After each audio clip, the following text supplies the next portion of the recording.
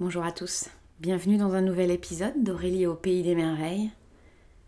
Je suis très contente de vous retrouver aujourd'hui après quelques jours de pause, d'intégration suite à Présence 21 et suite donc à mon anniversaire. Ce matin, je me suis levée avec le mot, avec une expression, je suis en train de calibrer. C'est pas un mot que j'utilise en fait moi, le personnage Aurélie. C'est quelque chose qui est venu avec une image. Ce matin, j'emmenais mes enfants à l'école et maman me disait « Et toi, Aurélie, la fameuse question, ça va? Comment ça se passe ?»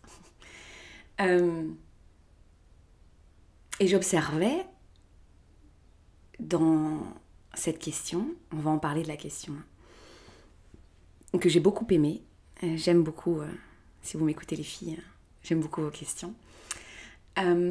Parce que ça me fait rebondir sur ce que je vis dans mon instant présent. Et en marchant, en écoutant encore l'écho de la question, je me disais, ouais, c'est ça que je suis en train de vivre. Donc ça y est, j'ai 43 ans, j'ai fait le tour du soleil et depuis janvier, j'ai pas vraiment l'impression d'avoir commencé une nouvelle année. Janvier, février, c'est très particulier pour moi, sûrement pour vous aussi, hein, mais là je parle de je. Il s'avère que j'ai l'impression de commencer l'année plus tôt en ce moment. Et donc les astrologues, les astronomes, tout ça, vous diraient le pourquoi du comment, mais en tout cas c'est ce que je suis en train de vivre. Et ce matin en me réveillant, le côté je suis en train de calibrer, j'ai compris avec l'écho de la question, ouais, je suis en train de raisonner avec une nouvelle version de moi ou un truc plus grand. Parce qu'en fait, c'est ce qu'on fait constamment, hein. On est en train d'évoluer, on est en train d'évoluer. Donc, on franchit des paliers de conscience. Et on ne retourne jamais en arrière. Je peux plus ne plus connaître ce que j'ai appris à connaître. Mais pour l'instant, il y a des choses que je ne connais pas parce que je n'ai pas conscience d'eux. Et l'image que j'ai en ce moment en vous parlant, j'entends une musique. Je suis à côté, il y a une fête. Il y a la teuf à côté de chez moi, par exemple. Ouais, c'est ça. J'entends une musique à côté de chez moi. La porte est fermée, mais j'entends les basses. Bou, bou, bou. Je reconnais un peu le son. Je me dis, oh là là, ça commence à vibrer dans mon corps, là. Et je me dis, il est pour moi, ce son. Je vais y aller. Je suis en train de me préparer à ça, en fait. Je suis en train de me préparer à aller sur Dance Floor. Et dans la vie, il y a ça. Ces moments de... En tout cas, je vous dis pour moi. Pour moi, là, en ce moment, c'est ça. Il y a des parties de mon être qui sont déjà prêtes. Il y a déjà des parties de mon être qui sont là. Oh, le son est trop bon. Allez, viens. Et il y a d'autres parties de mon être qui sont en train de faire. Attends, faut que j'augmente la fréquence. Et ça se passe au niveau cellulaire, hein. Je reviendrai là-dessus, parce que je vous réserve des surprises. Donc, c'est ça, ce que je suis en train de vivre au moment où j'enregistre ce magnifique et puissant épisode. Et c'est important que vous le sachiez parce que j'honore énormément la communauté que nous formons. Parce que je pose des questions et vous y allez. Vous allez dans l'expérience. Vous n'envisagez pas que j'ai la bonne réponse. Sûrement parce que je n'envisage pas l'avoir. C'est ça être un leader de conscience. Un leader qui est leader de sa propre vie, derrière ses mécanismes, derrière sa propre matrice. Et aujourd'hui, je vais vous dire des questions. Vous savez ma passion des questions, mais cette fois-ci, ce ne sont pas les miennes. Ce sont celles d'Anne-Sophie. Anne-Sophie est venue me poser quelques questions que j'ai trouvées fort pertinentes parce que, bien au-delà des questions d'Anne-Sophie, la question est pertinente. Avant de vous poser les questions d'Anne-Sophie, parce que vous aussi vous allez travailler, je veux vous ramener sur l'art de la question. Socrate maîtrisait l'art de la maïeutique. Maïein, en grec, ça veut dire accoucher. Je ne peux accoucher de moi, de mon essence, quand j'évite la question, quand je tourne autour de la question, quand je pose des questions floues, des questions qui ont déjà la réponse d'avant. La question est un art et vous le sentez. Vous savez quand la question elle fait ouh, que ça tombe pile poil. Et que moi par exemple quand je pose des questions dans le cercle de feu, les filles ont des travaux d'introspection. Je ne ramasse pas les travaux. Et elles me font part de cette difficulté d'aller répondre à la question. Mais moi, de mon côté, je ne suis pas en train de me dire « Oh mon Dieu, elles ne répondent pas aux questions, c'est pas bien. » Je l'ai déjà vécu quand j'étais prof. Et en fait, j'ai bien appris et j'ai bien vécu que le but, c'est pas d'écrire absolument la réponse. Mais je sais profondément que quand je pose cette question, parce que je vis des choses, je pose pas la question à la one again, comme ça, je pose des questions précises qui vont travailler dans le champ de conscience. Et mon but, c'est pas que voilà, il y ait des pages décrites, mais que ça ouvre des portes. D'accord ? Donc, aujourd'hui, je vais vous lire les questions d'Anne-Sophie et laissons faire. Ce sont sûrement des questions que vous êtes déjà posées. Je vous propose d'observer si en ce moment vous êtes un peu tendu ou stressé. Est-ce que vous sentez que votre champ autour de vous, dans votre corps, dans votre tête, dans votre cœur, dans votre bassin, il est open? Par exemple, moi, je peux ressentir des contractions intercostales quand je suis pas vraiment là, quoi. Quand ça va rebondir. J'ai vraiment l'impression d'avoir comme une armure et que ça va rebondir. Je ne dis pas que ce n'est pas bien, mais c'est de prendre conscience dans quel état vous êtes. État émotionnel, mental, physique, énergétique, physique, fasciatique, osseux, vibratoire. Parce que vous allez pouvoir vous amuser, jouer avec ces états de fréquence. La question, on peut l'envisager comme une flèche, par exemple, et elle va venir toucher ou ne pas toucher. Et toucher la même chose ou pas la même chose. Donc par exemple, moi je ne m'empêche pas de me poser des questions, même si j'ai mon armure de chevalier médiéval. D'accord ? Bien au contraire. Et je suis pas là, ouais, je vais percer la carapace. Non. Parce que, en fait, ça sort de l'intérieur, quoi. Donc rien ne va percer la carapace. Ça se dissout. Qu'est-ce que je voulais vous dire d'autre à l'égard des questions ? Ah oui.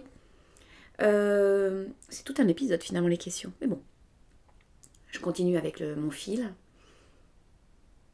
Vous observerez, vous écouterez les questions qu'on vous pose. Et les questions que vous posez. Et les questions que vous vous posez. Je n'en dis pas plus. Quel type de questions? Alors en français, si vous étiez mon élève de français, il y a deux types de questions. Il y a les questions ouvertes et il y a les questions fermées. Et c'est pas parce que c'est fermé que c'est moins bien, hein. Ça c'est l'Occident. C'est fermé, c'est bloqué, ça va pas, il y a quelque chose qui va pas. Faut que je règle vite le problème. Donc, une question ouverte, c'est comment ça va? Tu peux me dire bien, ça, bon, c'est ouvert. Question fermée, viens-tu ce soir à ma soirée? Yes, oh no. Donc, vous voyez, fermé, en fait, c'est qu'il y a deux routes qui sont déjà possibles. Tu dis oui ou tu dis non.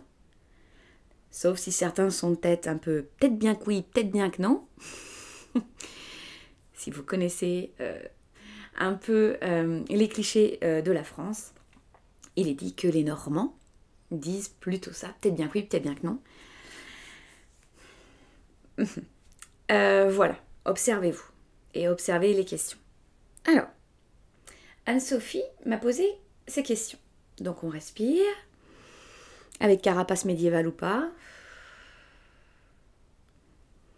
Aurélie, que faire quand le corps nous parle? Que faire quand la vie nous parle? Est-ce que déjà, en vous, chez vous, vous avez une liste de trucs? Vous vous souvenez de tel livre, j'ai lu tel article, faut faire ci, faut faire ça. Vous rentrez déjà en mode sauveur.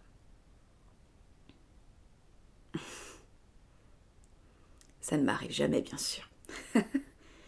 Que faire? Parce que là, l'individu qui pose la question, individus, donc l'individu, demande quoi faire. Parce qu'il est sûrement difficile d'être. D'abord, quand le corps nous parle et quand la vie nous parle. On veut direct aller dans le faire.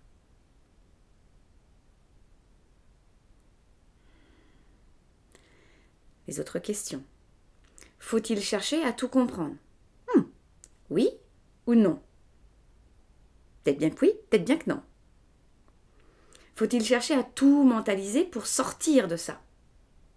Faut-il prendre soin de soi? Anne-Sophie, tu m'écoutes, j'en suis sûre. Tu me mets cette dernière question à la fin? Coquine.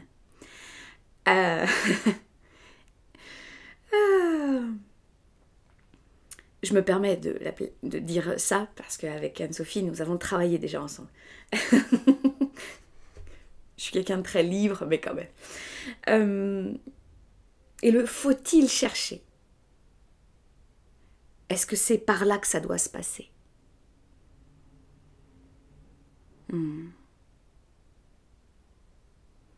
Observez-vous quand vous essayez de répondre, est-ce qu'il y a un espace avant, pendant, entre-temps, où vous goûtez la question? Parce que quand Anne-Sophie me demande que faire quand le corps nous parle, sachez que notre corps nous parle constamment. C'est une caisse de résonance, c'est un instrument à lui tout seul, c'est une mécanique de fou. Et pas seulement le corps physique. Il nous parle constamment. Ma question serait, que se passe-t-il quand je n'écoute pas mon corps? Pour quelle raison je suis sourde à mon corps? Pour quelle raison je juge telle ou telle mécanique de mon corps, telle réaction, telle action? Comment je me place dans la communication? Parce que on me demande que faire que faire quand le corps nous parle, quand la vie nous parle. Dans une communication, il y a celui qui parle, il y a celui qui reçoit, et il y a le message. Et il y a le contexte. Ça, c'est un cours de 4e. Bonjour, bienvenue dans le cours de Aurélie Langlais. On appelle ça le système d'énonciation. Donc, je parle à quelqu'un, je transmets un message dans un espace-temps. C'est bien ce que je vous ai dit au tout début de cet épisode. Je donne des pistes, je transmets un message qui n'est que le mien à un instant donné. Là, je viens de déposer mes enfants à l'école, je viens de me déplacer au milieu de l'épisode parce qu'il y avait des travaux. Je viens et je suis à côté d'une salle de danse, énergétique bien sûr, et je me dis yes, je suis en train de calibrer. Si j'enregistre cet épisode dans 4-5 jours, la fréquence de mon message ne sera pas la même. Ça vous est déjà arrivé? Vous écoutez une vidéo par exemple ou un podcast d'Aurélie au Pays des Merveilles et vous n'entendez pas la même chose. Parce que c'est des multiples couches, des multiples fréquences et on ne peut pas les compter. D'accord? Donc que faire quand le corps nous parle? Déjà, se dire, qu'est-ce que je fais, moi, quand j'écoute pas mon corps? Établir une communication. C'est essentiel. Comment communiquez-vous avec votre corps?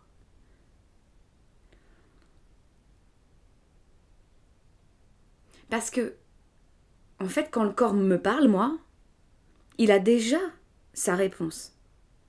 Anne-Sophie, elle a déjà sa réponse. Tout à la fin. Prendre soin de soi. Et je ne suis pas étonnée que la réponse soit à la fin. Parce que on a besoin de tout ce processus. Là, dans les questions, il y a au milieu tout comprendre et tout mentaliser. Ici, la personne est passée dans sa tête pour essayer de faire et de trouver une solution, puis ça a lâché, et à la fin, est-ce qu'il faut que je prenne soin de moi? Je ne dis pas que c'est toujours, il faut prendre soin de son corps, de soi, tout ça, parce qu'en fait, ça aussi, c'est galvaudé, je trouve. Parfois, prendre soin de soi, c'est se donner un bon coup de pied aux fesses. Et c'est pas un bain avec des petites roses. De toute manière, moi, j'ai pas de bain, j'ai une douche, moi. Donc, parfois, c'est pas oh, je vais faire un peu de journaling. Non, non, tu vas prendre le téléphone et tu vas dire à cette personne que t'es pas d'accord. C'est ça aussi, prendre soin de soi. Observez comment vous communiquez avec l'autre. Parce que faire quand le corps me parle? Parfois, je vais peut-être observer à l'extérieur. Comment je parle à mes amis, à mes collègues, à mes enfants, à mon conjoint, à ma mentor, à ma prof? Comment je parle? Comment je m'installe? Est-ce que je lui pose des questions? Est-ce que j'attends jamais la réponse? Est-ce que j'ai déjà la réponse mais je voudrais bien qu'il me valide? Je suis déjà énervée? Je suis hyper détendue? Comment vous communiquez? Est-ce que vous avez une communication claire? Observez dans votre journée, comme à chaque fois. Il y a des moments où vous communiquez de manière claire. Et d'autres, que dalle, niet nada. Il y a de la distorsion sur la ligne. Il y a de la friture. Alors, est-ce que vous continuez de vous poser des questions? Ou vous acceptez qu'il y ait distorsion? J'ai souvent cette image, moi, qu'il y a des moments dans ma journée ou dans ma manière de communiquer avec moi-même, puisqu'on est plusieurs à l'intérieur, que quand je passe très souvent dans ma tête, c'est pas nul, hein, c'est pas négatif, mais je dirais, il n'y a plus d'harmonie parce que je suis trop longtemps dans ma tête, eh bien, quand je m'observe, c'est comme si j'avais fait péter le volcan, et il y a toute la cendre du volcan. Et la cendre, elle tombe. Eh bien, il m'arrive d'être en mode réaction, où je vais aller communiquer avec mes enfants. Donc moi, par exemple, la cendre, elle tombe très souvent, c'est le soir. Et il m'arrive, je vais communiquer avec mes enfants, même avec la cendre en plein visage. Donc je transmets ça comme fréquence. Dans ma communication, j'ai beau faire « Oh, je respire » et je vais parler de communication non violente. Si tu transportes dans ta vibration la cendre, c'est sûr, d'autant plus avec les enfants. Moi, mes enfants, ils me voient arriver à 10 000 lieues avant. Je suis sûre que avant d'ouvrir la porte, ils le savent déjà. Moi, je le savais quand j'entrais à la maison. Je le savais déjà. Et en fait, maintenant, je m'amuse à les observer, comment ils rentrent.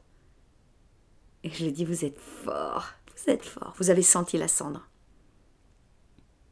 Donc parfois, je leur dis, maman, elle est dans son nuage de cendre, elle va redescendre un petit peu, hein? Elle va aller se mouiller le visage. Et c'est pas juste, ça peut être très concret, hein? Je vais prendre un bol d'air frais, je vais pas culpabiliser parce que, là, ils sont là, il faut que je sois bien. Non, j'ai mes sas de décompression. Même, je sais qu'ils arrivent vers 16h10, 15h50, la mère Langlais, elle se prépare. D'accord? Donc observez-vous comment vous communiquez et voilà, de quel espace. Je trouve aussi que parfois, on attend que la vie ou le corps, je ne fais pas d'assimilation entre la vie et le corps, mais là je vais le mettre en équation, on attend que ça crie. Comme s'il fallait que ce soit dramatique, il fallait avoir mal pour être vu, pour se voir. On va attendre le dernier délai, on attend que ça hurle, que ça crie. Parce que vous n'allez pas me faire croire que vous n'entendez pas les murmures. Il y a juste des couches et des couches entre les deux.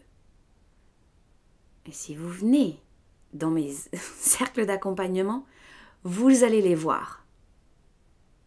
En tout amour, hein, en toute sagesse et en toute conscience. Parce que oui, il arrive qu'on ait du caca dans les yeux. Et parfois on n'arrive pas. On a plein de zones d'ombre. C'est ça tout l'intérêt d'être accompagné. Parce qu'il y en a un qui, comme moi par exemple, il y en a une qui va allumer le projecteur. Ou une petite bougie. Mais observez si vous attendez qu'il crie votre corps. Parce que ça n'a pas du tout la même incidence. C'est beaucoup plus lourd comme procédure. Et puis, c'est pas grave de pas tout voir. Parce que dans la suite, c'était faut-il chercher à tout comprendre, à tout mentaliser. Il y a cette idée de totalité. Vous pouvez faire le deuil de tout entendre, de tout voir, de tout comprendre. Non. On est beaucoup plus grand que ça, en fait. Donc, déjà, vous pouvez vous lâcher la grappe sur le tout. Vous ne comprendrez pas tout et vous ne verrez pas tout. On respire. Et il n'y a pas de bonne et de mauvaise solution. Et le corps va vous parler, et la vie va vous parler parce que vous allez vous mettre en action. Et moi, par exemple, je vais dire à mon corps, tu fais ça, bon alors, je communique avec lui. Je pose des questions. J'en reviens à mes questions. On ne m'appelle pas Socrate par hasard. Vous êtes des accoucheuses et des accoucheurs de votre conscience. Donc je pose des questions et puis j'y vais. Je me lâche la grappe sur c'est pas parfait, c'est pas la bonne. J'ai vu ma voisine, elle a fait autre chose, c'était mieux. Nope. J'ai vu Aurélie, elle a fait ça. Nope. Alors si je viens dans ces programmes, je vais avoir ces solutions puis ça va me régler. Nope. Mais tu vas goûter à tes propres solutions.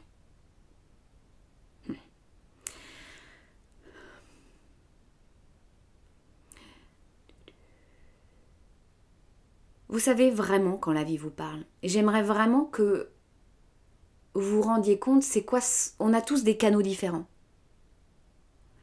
Ça peut être quelqu'un qui vous répète ce mot-là, vous voyez un message, vous entendez une musique, vous sentez que c'est bloqué toujours d'un côté, que vous avez envie de manger toujours la même chose. La vie vous parle aussi en contraction, en expansion. La vie vous parle en fréquence. La vie vous parle par vos sens extérieurs et vos sens intérieurs. Vous aiguisez en fait votre conscience. Et quand on demande qu'est-ce qu'il faut faire quand la vie nous parle, tu réponds ou tu réponds pas. Et puis s'accepter quand tu réponds et s'accepter quand on ne répond pas. N'oubliez jamais, on est en constante communication. Donc elle va vous parler constamment. C'est juste que parfois vous entendez mieux. Parce que ça crie plus fort ? Non, je fais de l'humour. Mais en fait, quand la vie vous parle, imaginez que vous êtes à un carrefour. Et puis, j'y vais ou j'y vais pas. Mais il faut y aller. Mais il faut y aller vraiment dans je bouge ou je bouge pas. Moi, je vous dis pas que je bouge tout le temps. Non. Il y a des... Parfois, non, je bouge pas. Moi, ma réponse, mais je le dis clairement, je le dis, ma réponse est non. Ma réponse est je ne bouge pas. Parce qu'en fait, j'ai foi, je sais que ça va revenir différemment parce que j'ai besoin de calibrer.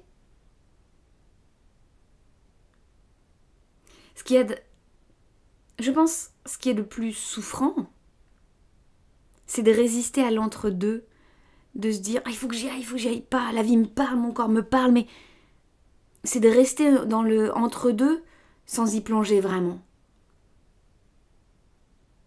Quand je dis sans y plonger vraiment, parce que c'est entre-deux, c'est une source d'information. Je résiste à quoi? J'ai peur de quoi? J'ai envie de quoi? Je désire quoi? Parce que être dans la glu, être dans la résistance, être dans l'élan, c'est aussi source d'information. Mais à un moment donné, faire des allers-retours, j'y vais pas, peut-être bien que oui, peut-être bien que non, tic, c'est fatigant, éreintant. Et on se fait souffrir. Et l'image que j'ai en ce moment, ces allers-retours constants, c'est notre personnage qui est comme l'huître accroché à son rocher, quoi. À quoi vous êtes attaché, en fait, dans cette histoire? Vous êtes attaché à l'histoire.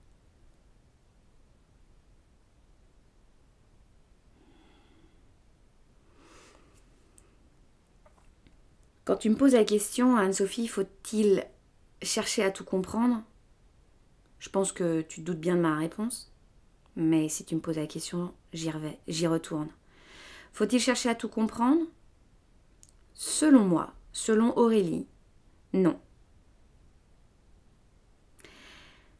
Je ne dis pas que de mon côté, je ne cherche pas à tout comprendre. Oh que non! J'adore tout comprendre. Mais je commence à trouver une fréquence intéressante. Je lâche l'idée de tout comprendre. Je m'installe dans un autre espace de compréhension. Et là, la compréhension se fait. Et là, je saisis. Et là, ça va vite. Et là, ça fait des liens.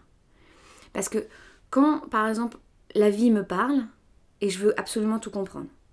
Donc, je suis très dans ma tête. Donc, je me coupe énormément de ma sagesse intérieure, de ma guidance.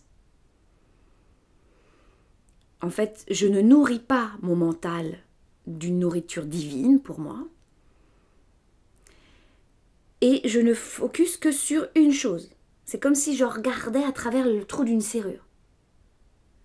Mais quand je m'éloigne, quand je prends une distance face au trou de la serrure, je me rends compte qu'il y a d'autres portes et que les portes sont ouvertes. Et que la source d'information, elle est là pour moi. Mais sauf que comme je focalisais sur une seule chose, ça doit venir de ci, de ça, ma mère, ou alors quand j'avais 12 ans, je me coupe de l'instant présent. Je ne travaille qu'avec l'instant présent. Je ne travaille qu'avec la vie. Et si je suis que dans ma tête, et que, il faut que ça passe par là. Non. Donc, je peux comprendre ce qui est accessible pour moi. Quand je m'éloigne, quand je prends de la distance, et je m'installe dans la conscience. Donc, je ne me coupe pas de la connaissance intérieure, mais je ne mentalise pas. Quand je mentalise, je suis là-haut, je suis dans ma matrice, j'explique tout, ça devient compliqué, c'est hyper lourd, ça traîne.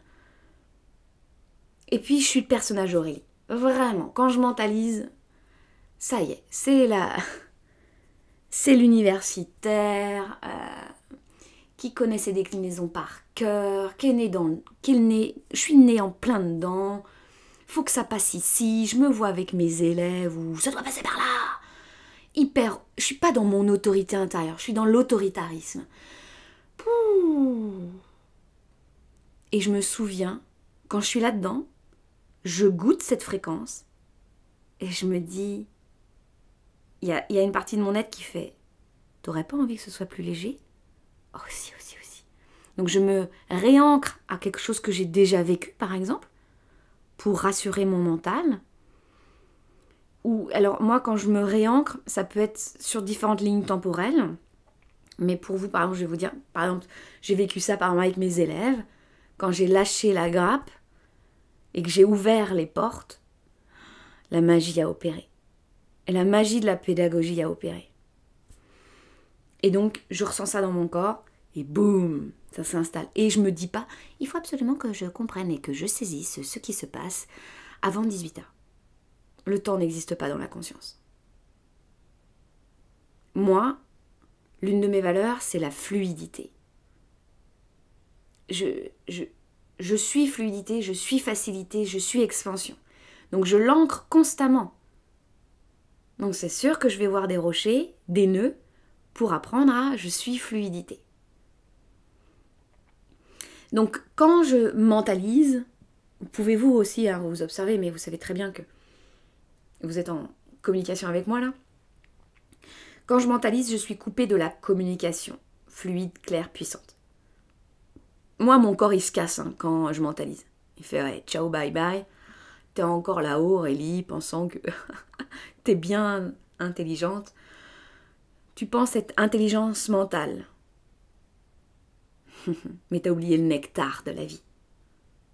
Ok. Et c'est pas grave. C'est comme ça. Mais maintenant, ça va... La communication, elle se fait plus fluidement. Donc, catchez-vous quand vous êtes en mode « je mentalise ». Je rationalise, je suis dans ma tête. Moi, ça se passe vraiment énergétiquement. Je sens l'énergie, elle est dans mon crâne. Et je sens l'énergie dans mon crâne qui est toute froide. Elle est d'une couleur grise. Et quand je lâche et j'ouvre les portes, là, par exemple, ce que ça vient de faire, c'est que c'est onctueux, c'est du nectar lumineux, un peu orangé, quoi. Et ça circule dans ma gorge, partout. Et là, intelligence collective de tous mes corps. Donc, c'est vraiment, vous l'avez déjà vécu, vous le vivez déjà, c'est cette différence entre je sais et je ressens, je comprends et j'intègre.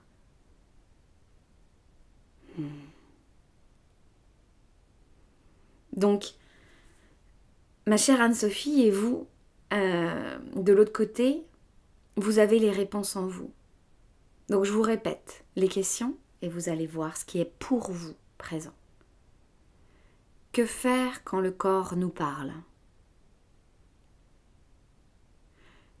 Que faire quand la vie nous parle? Faut-il chercher à tout comprendre, à tout mentaliser pour sortir de cela? Prendre soin de soi? Je n'ai pu m'empêcher de mettre une petite tonalité sur pour sortir. Parce que parfois on veut sortir, parce que c'est bien intense, c'est bien inconfortable. Et si je vous disais que le chemin, c'est pas de sortir. Donc aujourd'hui, un épisode particulier où j'ai suivi le flot des questions. Je vous laisse vraiment découvrir l'art de votre question, l'art d'être avec votre corps, l'art de communiquer avec vous et avec l'autre. Je vous souhaite une magnifique semaine. N'hésitez pas à partager cet épisode et suivez-moi sur les réseaux. Je vous réserve une magnifique expérience. Je vous embrasse.